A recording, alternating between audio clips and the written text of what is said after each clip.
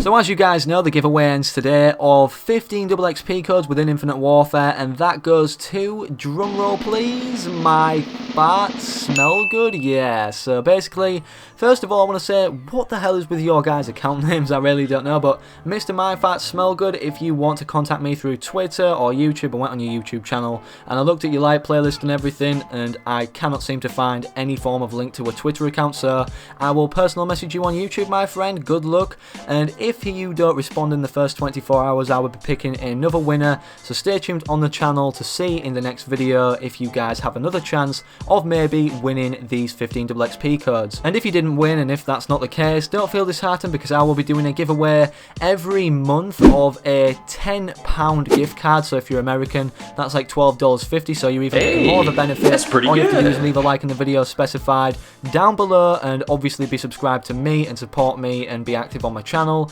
And that's literally it. I'll be doing one of your choice, or whatever card you would like in the comment section. Just comment it down below once you've actually told me you've liked the video in the same comment, whether it be a Steam card, a PSN card, an Xbox One card, an Apple iTunes card, or maybe even an Amazon gift card. So make sure you slap a like in the video if you want to be entered into these monthly card giveaways. Yo, what is going on, guys? My name's Friendly Machine, and today, guys, I've got you a video, well, not really just a video, a specific gameplay that I want to share with you all. As you can see by the title, this is the world's highest kill streak solo in Team Deathmatch 6v6, and it's obviously not actually 6v6 because there's 4 people versus 4 people in the entire match, but it's the kill limit of a 6v6 kind of playlist game, which is what I originally joined, just the normal Team Deathmatch where the maximum limit of players would be 12. So hope you all enjoy this in the gameplay in the background. I actually go 69-2. I die off the start to something that I really don't think I should have died to because I rushed, and as you guys may or may not know, this is on the map Genesis, which is a remake of Strike Zone, or just a revamped version.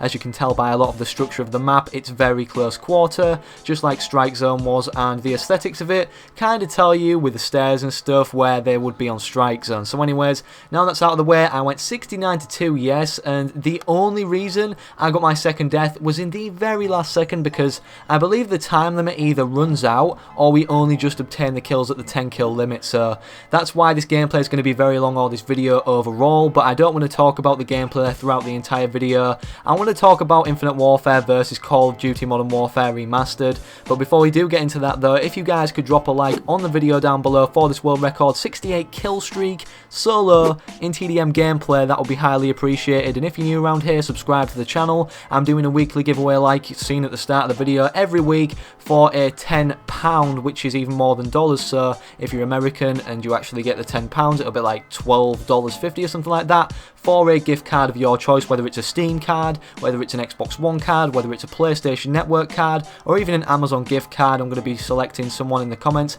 who leaves a like in the video, like at the start of the video I mention, and also comments down below on the specific videos I say to like, why they want to win or they have entered, or just something about me or the video overall, or if you enjoyed it, or just generally let me know that you actually have liked the video so I can go over to your YouTube channel and then check your liked video playlist. So with that out of the way, I want to talk a tiny little bit more about why I actually died. It was to the claw in the last 5 seconds or so, I believe. The enemy got a claw, and this could have been another world record as well, so it's kind of a letdown but kind of a really cool gameplay at the same time, because I also got the world's highest kill streak solo in TDM that I don't think will be broken in the 6v6 kill limit in a while. So the last death I got, which made me go 69-2, was from behind, and I actually got killed by the claw like I said before. But I could have, if I turned right to kill this guy, because they didn't have very good gun skill. I'm guessing you guys are noticing in the gameplay in the background.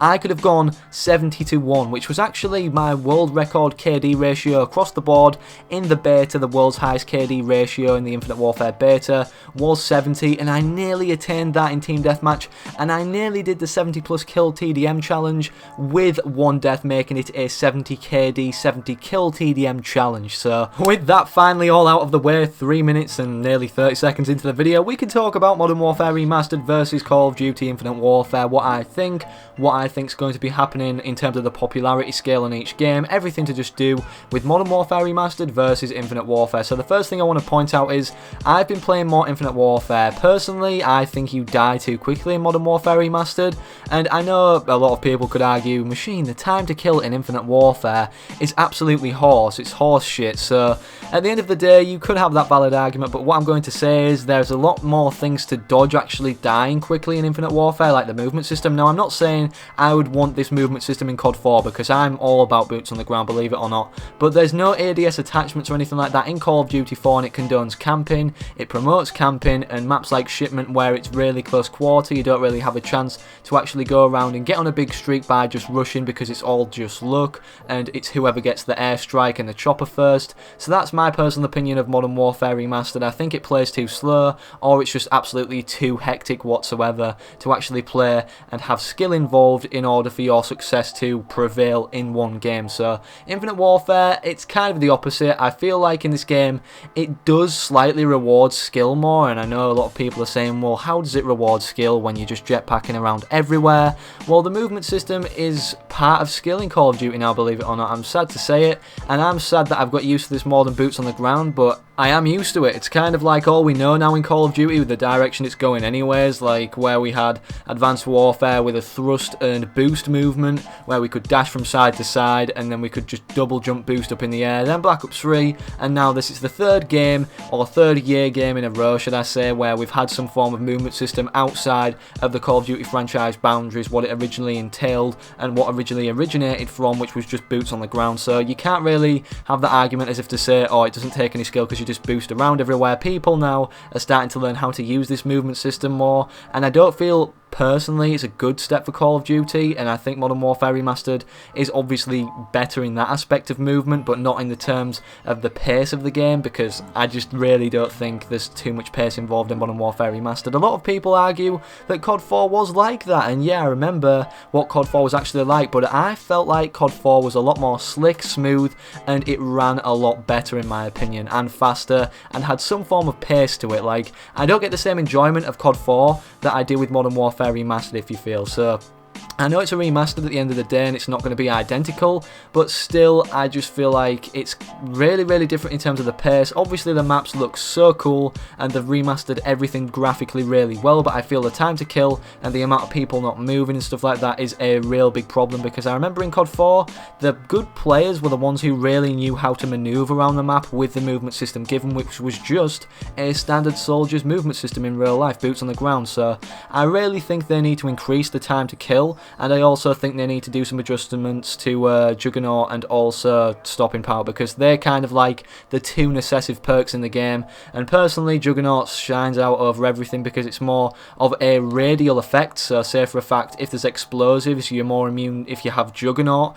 rather than if you had Stopping Power and stuff like that. So it's a radial effect of where any direction you could get shot from, but Stopping Power only helps you in terms of that increased little bit of power on your gun. So a lot of people are using Juggernaut. I know this is kind of a ranty video, but I just wanted to vent out what I thought about both of the games, because I know a lot of people are making serious decisions about YouTube and stuff like that to do with the Call of Duty movement, the direction, and how many people are playing it. But honestly, my channel's like doing like better than what it did in Black Ops 3, so I'm not going to complain. I do like the two Call of Duties that have come out this year, and no matter how bad COD 4 could actually be, I could never say I dislike that game, because there's something about the game that I enjoy even when I'm doing bad, but I don't get that same feel or factor in Infinite Warfare when I'm doing bad. I always want to be doing good, and that's how I enjoy the game in Infinite Warfare. I think it's just the classical feel to COD 4, like they still have that nostalgia effect, obviously because everything looks the same and everything feels similar or the same to some people, which is definitely a really good thing, and I hope they go on to do more remasters of CODs like COD 5 or aka World at War,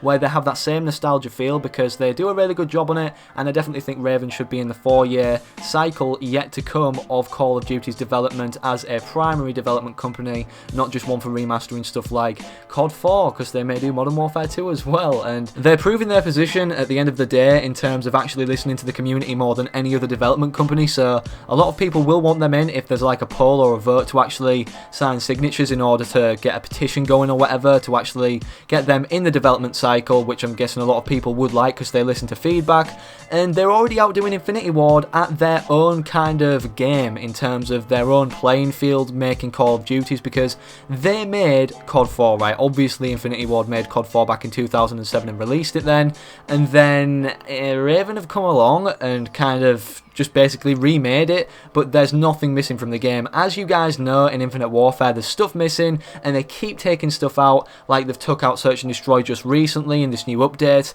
They haven't got a leaderboard system. They've also took out the match summary, where you can actually check your global KD or stats, or like 5 previous games or whatever, or your highest KD in one particular game.